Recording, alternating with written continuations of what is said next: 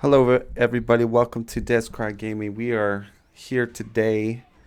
I thought a good tips and tricks would be on wildlife, how to survive wildlife, how to excel in wildlife, and there is a lot of wildlife in Gladius, and there might even be more new wildlife introduced in the upcoming DLC that's going to drop November 12th, 2020. So we'll see. But I wanted to give you guys my insight on how to survive the wildlife, how to use wildlife to your advantage, and what does wildlife mean in PvP. So I'm gonna give you all my analytics breakdowns, my theories. For the purpose of this, I'm just gonna do Space Marines to illustrate some of my key points with wildlife.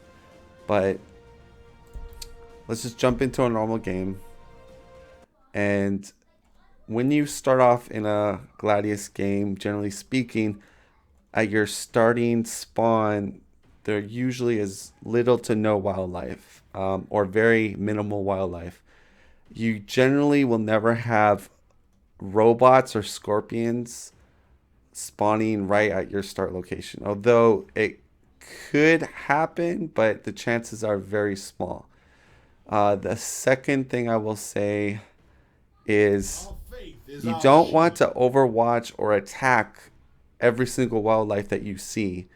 And I'll explain a little bit more why on that. So one thing I would say that new players do wrong is they get a little bit greedy and they start separating their troops like very far. Like especially if you're it's kind of a high risk reward thing, but generally what happens in Gladius is when you go away from your starting position and further out, sometimes the wildlife will gang up on a lone unit and it's dead.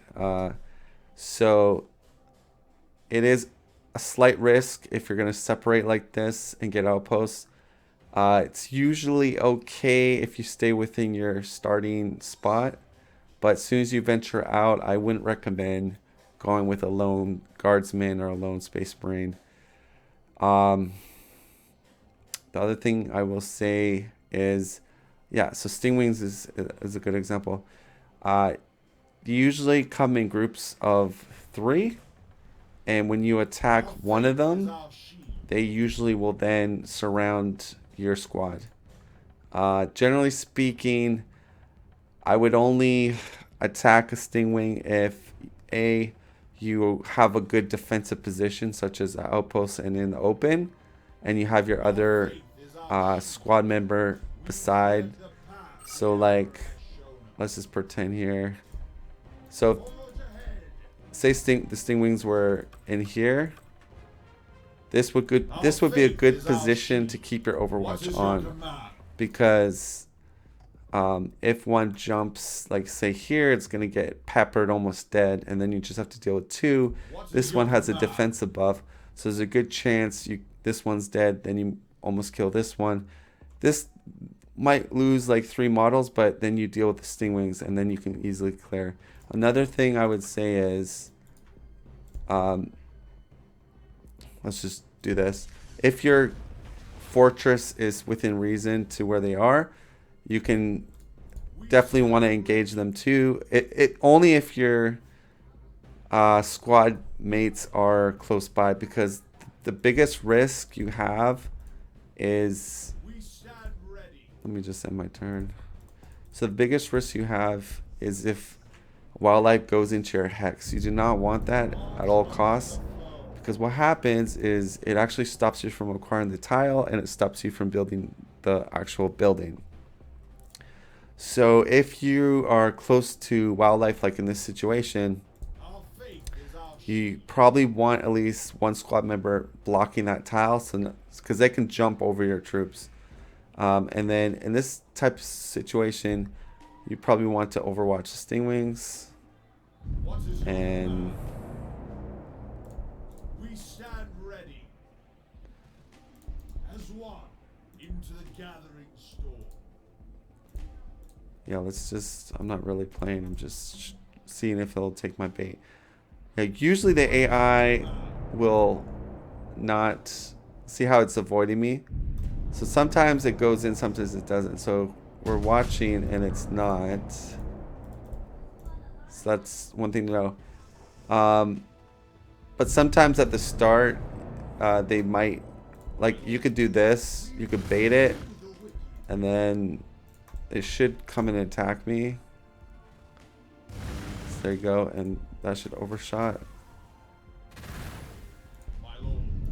Then you can just basically. So sometimes you might have to kind of bait the stingwing, but you always want to have the advantage when you're killing wildlife. So getting your support from your HQs is another way to gain advantage. So the other thing I will talk about is,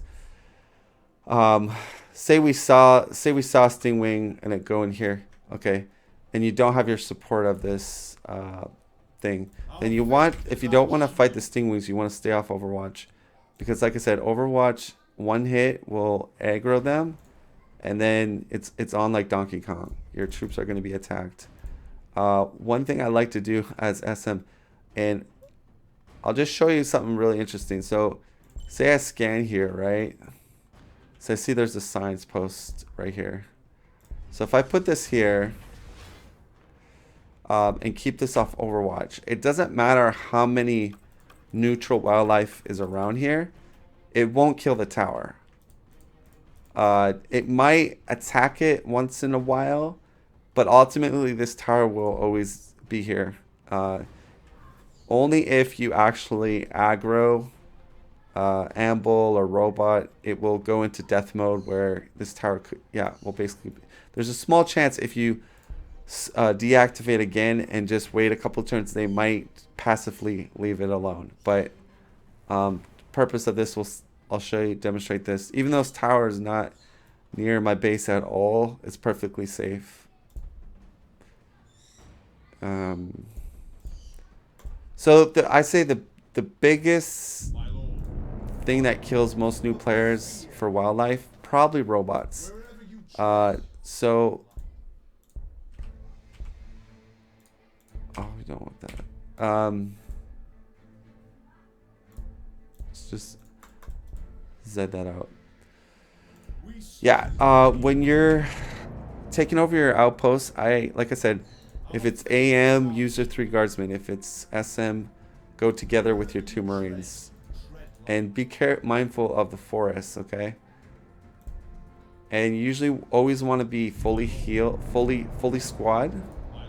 So like Space Marines have 5 models, and you don't want to do this. So you don't want to move the front one first. Always move the back one first to make sure the coast is clear, and then move in the first one. Okay, now here's the example. So we have the cover advantage. So I would stay in Overwatch if I want to clear these out.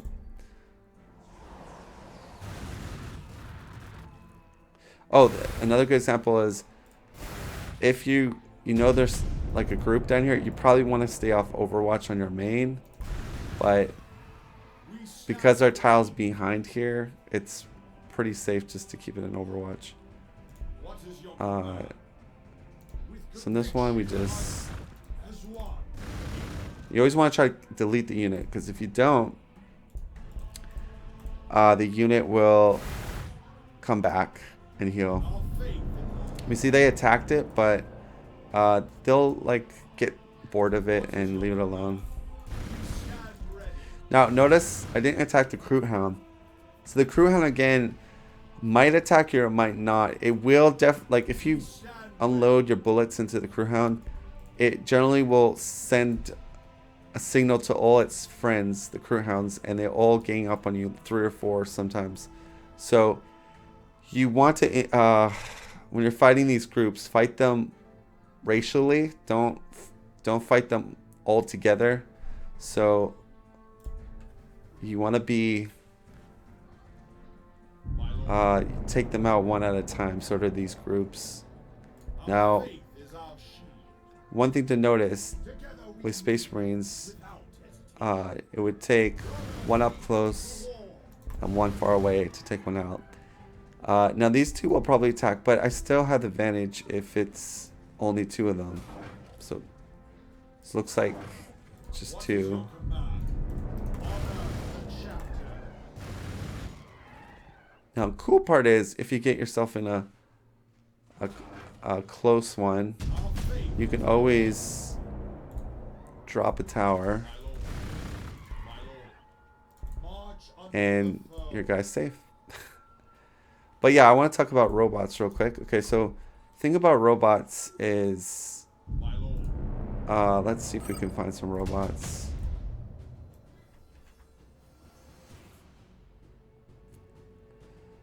Where are the robots? Are you seriously? There's no robots this map. Oh, they're down here. Okay, so one helpful tip for new players understanding the wildlife: when you see a tech engineer, they're almost like herders for sheep, but robots. So you can expect a robot nearby, one or two. In this case, there's actually four, which is kind of crazy. But you don't want to be, if your army is small. Uh, Usually one robot is doable with a small army, meaning like 3 to 5 troops. For like a four army robot against four robots, I would say you need some units that have good high damage and piercing damage, like tanks, dreadnoughts, carnifexes, um, melta bombs, or imp grenades. So you need something to cut through that. If it's like a big clump of them. But it is one thing to note again, same thing applies. If you overwatch fire a robot or attack a tech priest, they will go Donkey Kong on you. Okay. So one thing to note: sometimes like towers, you want to turn them off or turn off your overwatch if you spy and there's a tech priest nearby, especially in the early game. I think the only faction that could possibly deal with robots in the early game is Necron with their plasma weapons on their warriors, and Orcs with the early war boss, basically. Other than that, you want to avoid them until you get higher class units or higher class tech grade upgrades to deal with them. The other thing is the Enslaver. Now, some factions struggle a little bit more with them, mainly AM or Orc, because they have low morale. I believe it only takes, um, if you're at 6, it mind controls. I believe 6 or 8 or something like that. There's like a threshold that it'll automatically mind control, and I believe with Space Our fate Marines is our they're at 9, so they have to end their turn next to them. Like a Space Marine would have to move right next to Enslaver, and then next turn get demoralized, and then it gets mind controlled. Whereas Astra Militarum, the Enslaver can move right up to a AM soldier or Orc boy and mind control it on the same turn. So usually these guys are very easy to kill with grenades. So if your Orcs, sticky bomb, AM, crack grenades, or not crack grenades, frag grenades, and that's generally how you want to kill them. Or you usually need at least, like with SM, you could kill them with the tower plus the Marines, but usually need 3 to 4 units to comfortably kill them, or drones. Oh yeah, here's AM. So yeah, 6 morale. So basically, yeah, they can get taken over on the same turn because of the 6 morale. Then you have ambles. So ambles they do pretty good damage to single targets because they do rendering, and they have a lot of ×3 attacks. So they are, again, if you attack them, they will come at you. If you can't finish them off fast enough, they heal. So again, with them, you want to make sure you can deal with them quite easy. Again, frag grenades, there's their weakness, and the last but not least are the scorpions. They are definitely good at killing, um, more like single. Like if there's a few of them, they can sometimes snipe a hero with their hammer ability and then their attack. Uh, they're the type that, again, if you attack their lair or attack one of them, they will then go into kill mode. The best units to kind of use against them, like if you can't kill them all, are high model units like guardsmen, cultists, just because I have so many models that this this attack barely kills. It just kills a few models. Uh, but again, they're very easy killed by tanks, devastators, uh, heavy hitting single damage focus units, and that's pretty much it. But another thing I will touch on is in PvP, there's little tips and tricks you can do to give yourself an advantage. So what I mean by that is like oops. So sometimes, okay, you don't um, pay attention. Like, say I'm in this position here with my army, and I start to see on my opponent's turn this morale bar. I don't know if you see it. It's like bluish a bit, but if I start seeing this go down, what that's telling me is that somewhere in the vicinity within one, two, three range, that another one of his allies, the wildlife allies, is getting dead, murdered, and it's causing them to panic, which they're losing morale. So not even having like this part could be all black, but just seeing that happen on my turn or my opponent's turn, I could then make a logical guess that my opponent is killing stuff close to the vicinity of this wildlife. So not many people know that, but that's a little tip that you can sometimes use to your advantage. Another thing is wildlife sometimes will retreat when it's injured. So say I'm scouting over here, and then I see a damaged hornet like with a couple models left. I could then make another assumption that perhaps my opponent could be in this area or this area, and he didn't kill the hornet. He or she didn't kill the hornet, and therefore it retreated in my direction. So it's almost like, that scene in a movie where the rangers can sense when there's enemy nearby because the wildlife is doing something weird. Same thing in Gladius. You can kind of get those ideas. Another thing is sometimes it's not all beneficial to kill bastions. So bastions can be used as your own personal guard or defense mechanism.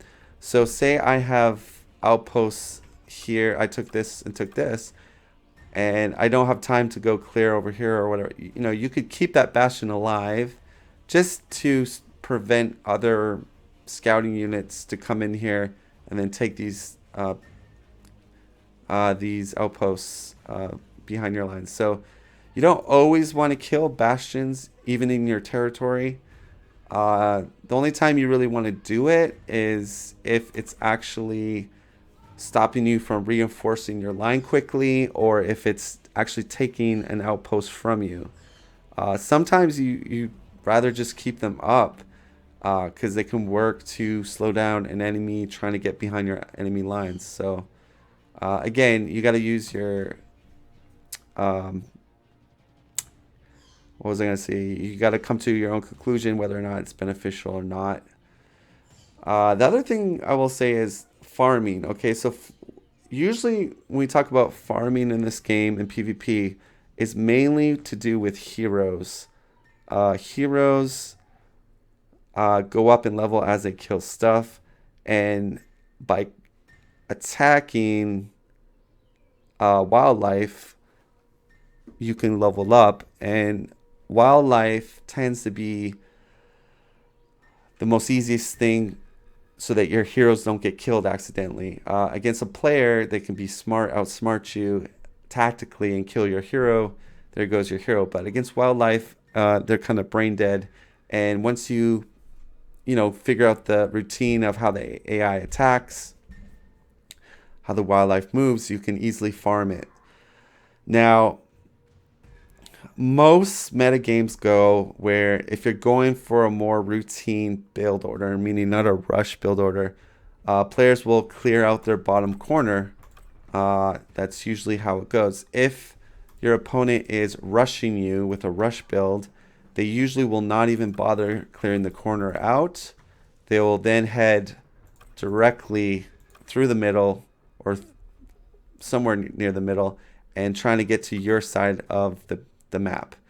That's a pretty good tactic because as a rushing player, you want to stop a player that is trying to farm, level their heroes up, because the more levels their hero gets, uh, the better chance they'll do in an actual battle against you. Another thing is if they're exploring and grabbing these runes of Val, it might give them some nice items for their hero. So if you're rushing a player that's doing a normal meta build with heroes, you can perhaps stop them from leveling up or farming or grabbing these vital runes of Val. Sometimes you can get really, really lucky with runes of Val. So you definitely want to try to steal those away from your opponent. But there are risks. Sometimes when you rush in the middle and you don't have an adequate force, you could run into some pretty intense wildlife. So there's also risk in that as well. But in general, the wildlife in the middle is supposed to slow the game down a bit. So it's not these rushes every single game. But it is viable. Usually good players will try to avoid the strongest point on the map if they're rushing somebody and carve out an easy route that gets them to the enemy. So yeah, farming is very important. There are some factions that can farm a lot better, especially Orc. If Orc gets teleport level 6, they can farm without the consequences of being out of position. So Orc is farming over here, and I'm getting attacked by a huge army right here all of a sudden. Orc can teleport back and just be there to defend their base. So they're the only faction that can kind of do that, but that's one thing I would say is with Orc, you definitely want to farm. Farming is all about Orc. If you're not swinging your axe into your opponent, you want to at least be farming, because with Orc, you generate influence and ore by killing things and attacking things. So, but they have a way to counter out of being out of position. Because Necron too, in certain degree, Necron can teleport their troops, but you have to go kind of a more influence build with Necron if you want to pull off the teleportation back to defend base if your opponent attacks. But those two factions can kind of do that as far as farming goes. Space Marines can't. So you generally, if you see you're about to get rush, you sort of have to come back with Space Marines. Although Space Marines have orbital strike, they have orbital scan, so they're somewhat a better faction as far as knowing if it's a bluff or not. And yeah, then you have AM. AM's very good at bunkering down with bastions and shield generators. So there are some tactics to defeat rushers, but if you notice somebody goes right through the middle, chances are that's going to be a rush build, almost like 90% of the time, because usually if it's not a rush build, they're going to their corner first, and then once they got the corner done, they're going to then head to middle or upper right or upper left. So I think I covered pretty much everything on wildlife. Key things that you don't always want to attack wildlife. You want to be going not alone with your units. You want to have your units bunched up. You want to figure out if it's time to attack crew hounds. If not, don't want to go with one unit in the wilderness. It's usually, that's how new players usually die. We stand Again, I went over the starting information. Each wildlife kind of reacts a little bit differently, but they all sort of have the same eye as far as you attack one of them and their brethren will then come at you. It's usually how it works. Uh, so yeah, with the new DLC coming, there might be some more stronger wildlife or more unpredictable wildlife. It might make the game a lot more dangerous. I think the key thing that they have to make sure is that the starting position, they don't go crazy with the wildlife difficulty. Uh, I think the middle should be the hardest difficulty. So if they are introducing um, new DLC wildlife, I'm hoping that they specifically put in the middle if it's like really hard wildlife, because that would then really it would nerf the rushing a little bit. Not to say you couldn't rush, but maybe you would have to go north and then left instead of the direct route going right through the middle. So I don't think it would totally nerf rushing, but it would make it more um, because sometimes, like especially with Tau, you can easily rush another faction pretty badly just with the drones. So we'll see what happens. Anyways, this was a quick tips and tricks guide on surviving wildlife. And I hope you guys. Oh, one last thing. Yeah, I would say crack grenades are your best friend versus. Not crack grenades. Frag grenades are your best friend versus wildlife for most factions. Okay? I will see you guys next time.